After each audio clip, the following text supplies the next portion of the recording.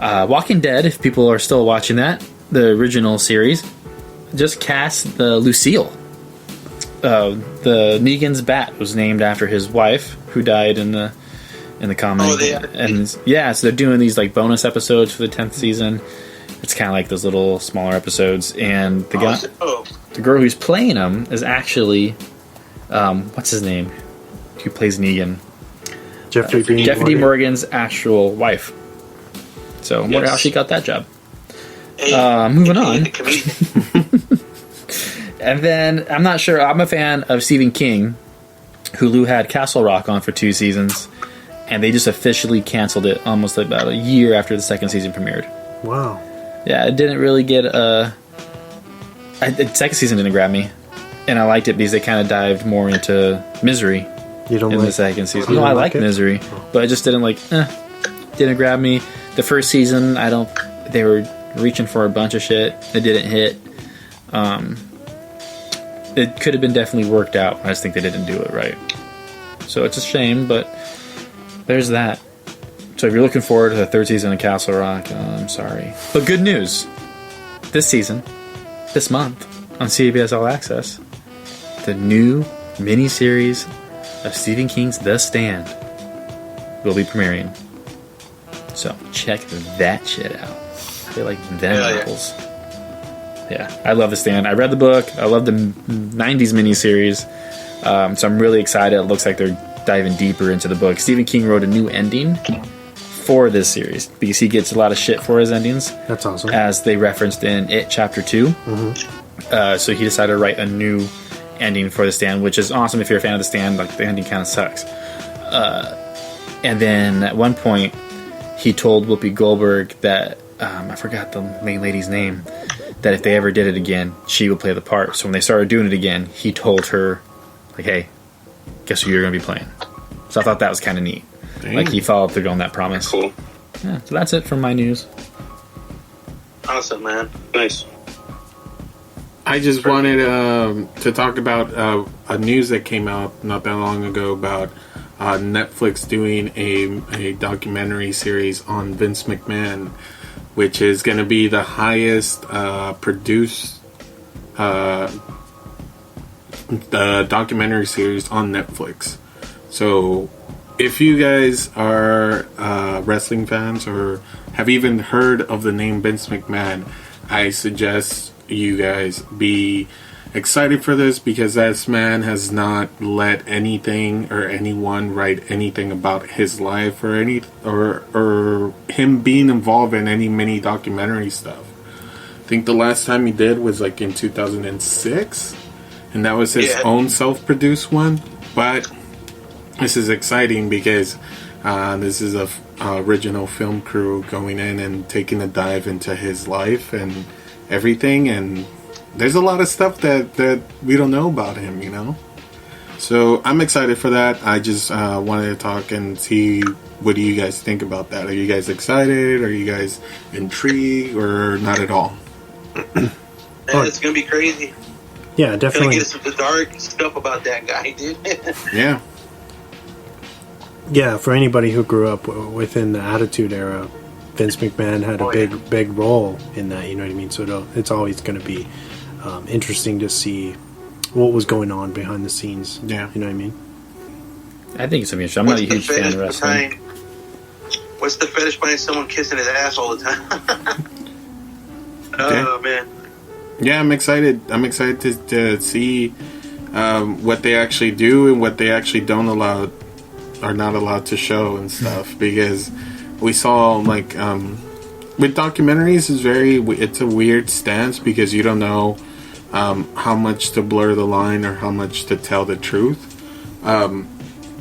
Especially because, like, in certain documentaries, like the one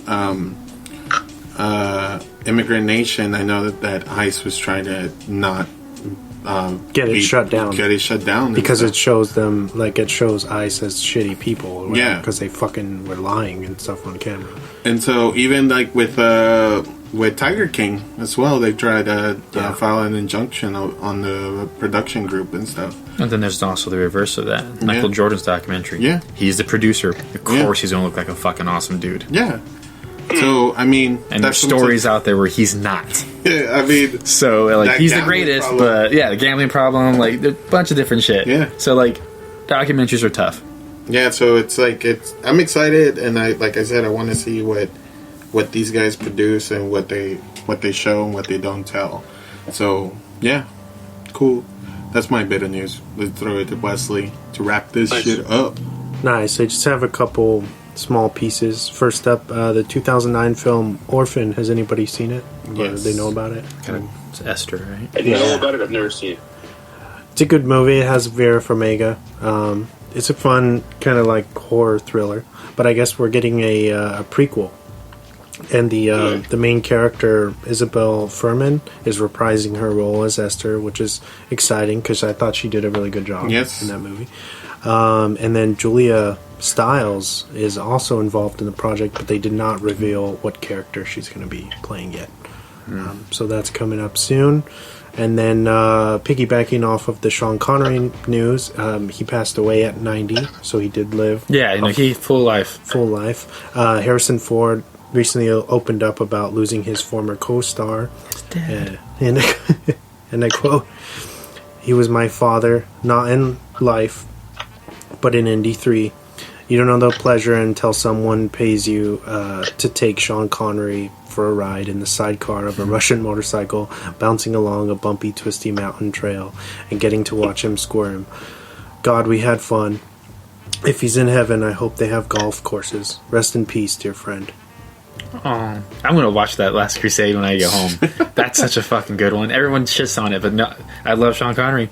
And when they think he went off the tank, and they're all looking over, and he's like, I'm pretending to be him right now if you can't see me. It's like, ugh. And then he's like, just brushes off, and he's so happy that, you know, Indy's alive. Junior. Oh, I love that. Indy was the dog's name. That's my favorite Indiana Jones. It's mine too.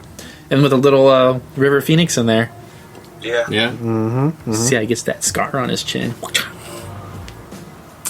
And we'll move into Rex. Okay, sure, whatever.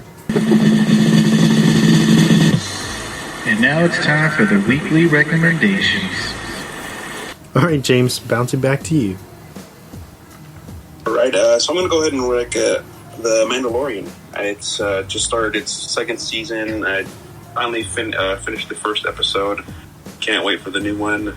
Definitely is entertaining. If you haven't seen the first season at all, I'd highly recommend that. Get Disney Plus. I don't know if they have free trials or not, but I definitely recommend subscribing to that. And I believe it's only like by itself. I want to say it's like $4.99 or something. Yeah, like $6.99, like $7. Is Yeah, it by itself. $7? $6.99. Then if you want to watch Mulan, it's $30. So fuck Disney. Wait like 10 weeks. Get it for a month. Watch The Mandalorian. Then cancel it. Teach Disney a lesson. Forever get shit on for doing that. I heard Mulan's Yeah. going to be free coming for Christmas. Yeah, people still Yeah, don't watch it. December is going to become free. Yeah. So But, people that yeah, spend definitely $30, check they're out gonna The get credit. Mandalorian. That's my opinion. Oh, for The Mandalorian, the first episode was almost like an hour, right? Yes. Yeah, 52 minutes. Finally, I'm Yeah. excited. So- Hopefully, they can keep that pace. I hope so too, and I loved that we got to see a certain actor in it.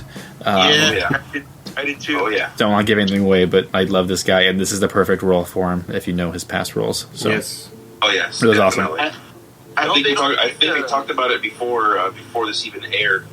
I don't know if we're talking about the same actor, but playing the sheriff or deputy, right? Like, Yeah. yeah. I think I talked about that like months ago when the news released of he's going to be playing some type of sheriff. But I'm super excited. I hope we see him more throughout the season. I'm sure they will, because they always call back to certain characters. Like in the first season, they did that. So like, I'm looking forward to it that they're going to team up somehow again. If he survived the first episode, who knows? Who knows? I know. I like the fact that they did a throwback to an old character from the original. Yes. Yeah. I didn't No, say like who. I know who, But the problem is, to me, is like, that dude was a bad guy. So when they started talking about doing the Mandalorian, like, if you're somewhat smart, you can figure out what I'm talking about. If you're not, then like, you're kind of fucking dumb. So the Mando turned me on the Mandalorians. Like, oh, okay, I see what they're doing here. Still don't fucking like the other guy. Mm-hmm. So now I'm wondering what they're going to do. And with my rec coming up, I'm actually pretty open to like turning things around for certain things. So I'm excited if they do it, but still. That's me going, I don't know.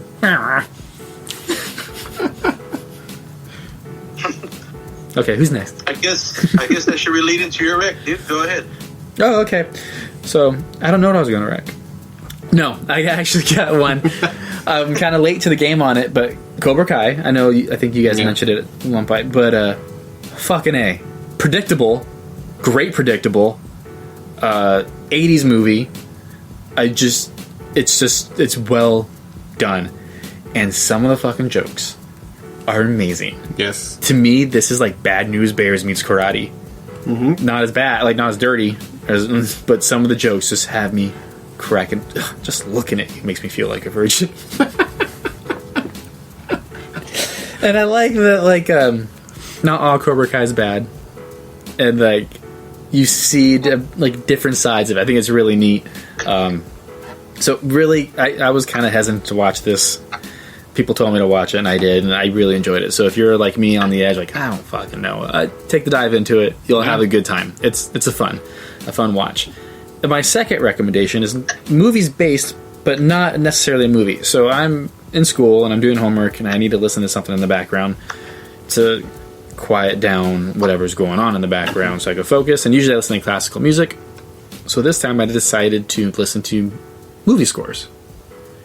And if you don't do this, I 100% recommend to do this, especially when you're doing a project. Because I turned it in, and the song that came out was Flight for Man of Steel. So once I hit the submit button, it went dun dun dun. I'm like, yes, I'm about to take off. Like, you get pumped. Or they had like Robin Hood, Prince of Thieves, the Kevin Costners. And I'm like, yes, I'm there. It's actually kind of fun. If you're a movie fan, it's awesome because if you have it on the background, you kind of like, I know this, it's from this movie. So it's kind of fun to play that trivia with yourself, and you get pumped up because they trained you to do that with the movie. So like, I recommend giving like Spotify movie themes, and it's movie scores, and it's awesome. The playlists are great. Yeah. So I recommend doing that. There's a lot of good composers out there. That do really good jobs in movies and TV shows. And like the sad ones still affect you without the picture. So it's amazing. It shows how powerful music really is in movies. But yeah, I recommend doing that if you're cleaning house, or if you're just, I don't know, bored. Or want to feel inspired. Yeah. So those are my two. Nice. You want me to go next? I just have one this week, and it's one that me and my nephew and my niece actually watched, and it's Cursed Movies, and it's in a Shudder original, I believe. And so they talk about like movies that have been cursed or that supposedly have a curse. For example, The Exorcist, Poltergeist, Twilight Zone, The Omen, The Crow. I think I named all of them. But if you guys haven't seen or heard about the curses around these movies, you should go check it out. I don't want to spoil anything. Because, I mean, if you're a horror fan, this should be knowledge to you. But if you're not a horror fan and you're intrigued by it, please go check it out. It's such an amazing documentary series. Especially, I think me and Wesley were talking about that incident, about the Twilight Zone incident, that kind of made, that changed Hollywood in general.